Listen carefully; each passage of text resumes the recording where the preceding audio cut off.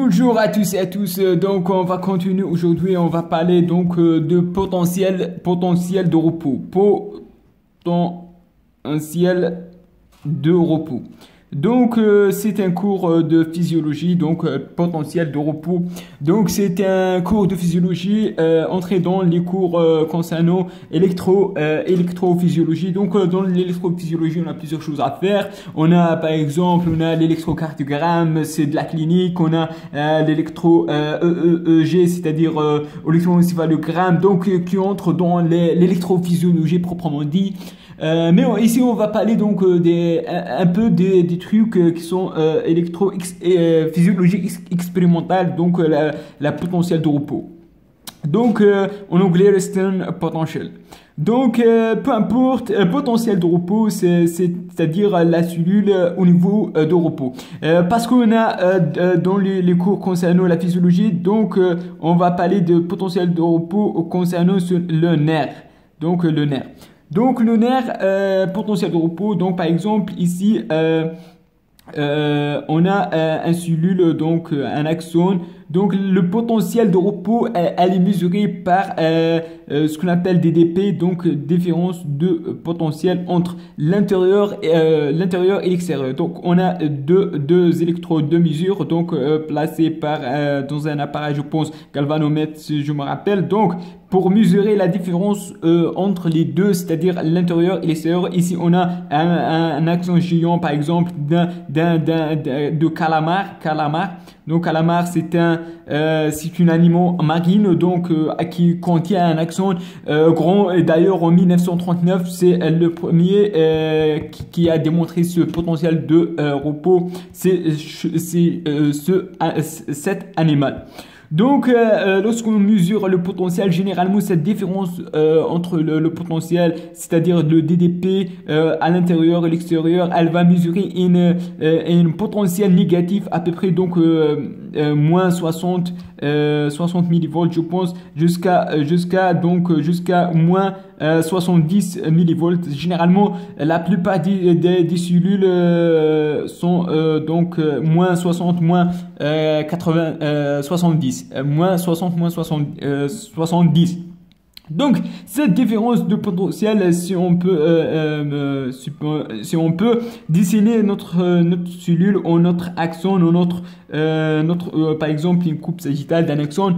Donc, elle contient dû à la différence des ions, c'est-à-dire ici, on a le K+ majoritairement à l'intérieur et le Na à l'extérieur. Donc, on a une concentration très élevée jusqu'à 135 millimoles de potassium à l'intérieur de cette cellule.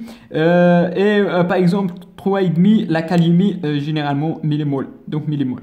3,5 à l'extérieur et 139. Donc, la différence de concentration tente que le potassium, elle tente à sortir.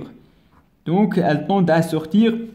Mais heureusement, on a le transporteur actif qui participe à la réentrée de ce potassium par ce qu'on appelle une pompe 1K ATPase qui était active, qui utilise l'ATP pour entre le potassium, donc pour entrer le potassium ici à l'intérieur du cellule.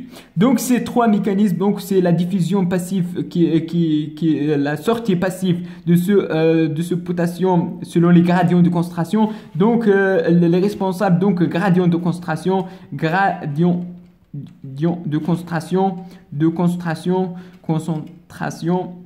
le 1K ATPase, et aussi les macromolécules. Ici on a des protéines, grandes protéines chargées négativement à l'intérieur des cellules qui sont pas impossibles de sortir. Donc c'est les protéines, aussi les macromolécules, protéines chargées négatives aux macromolécules. Donc c'est trois choses qui sont responsables de maintenir le potentiel de repos à l'entour de moins 60 millivolts. Donc, c'est ça la différence de concentration, c'est-à-dire entre le potassium et le sodium. Cette différence, ce gradient de concentration, cette différence de concentration très importante pour maintenir cette moins 60 millivolts. Aussi, la participation d'une pompe qui est active, qui utilise l'énergie 1K ATPase, maintient cette potentiel de repos. Aussi, les protéines négatives qui sont à l'intérieur, qui maintiennent cette négativité à l'intérieur.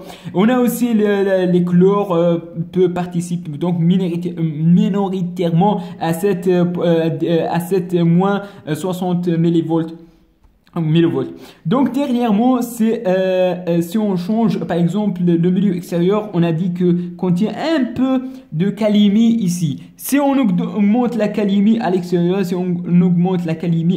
donc le potassium il ne sortira pas. Donc il y a l'accumulation de potassium. Donc l'accumulation de potassium va augmenter donc le potentiel de repos, elle va être augmentée à l'intérieur.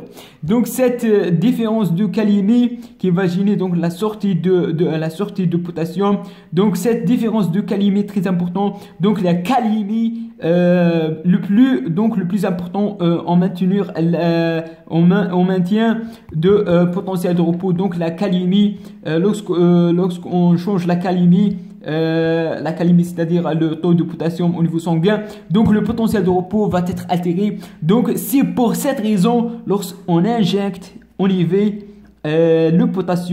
le potassium, c'est une chose méchante, mais peut tuer un patient parce qu'elle va jouer sur l'arythmie au niveau cardiaque, elle va jouer sur le potentiel de repos, elle va gêner cette potentiel de repos et peut tuer un patient en injectant la calémie. C'est l'une parmi les causes de l'euthanasie dans les pays qui le permettent. Mais ici, c'est l'interdit, c'est bien sûr, on ne tue pas les patients en injectant la calémie, on est là pour traiter des patients jusqu'à la fin, jusqu'au bout. Donc c'est ça un peu sur la potentiel de repos et l'effet de calémie cardiaque et à la prochaine, Inch'Allah.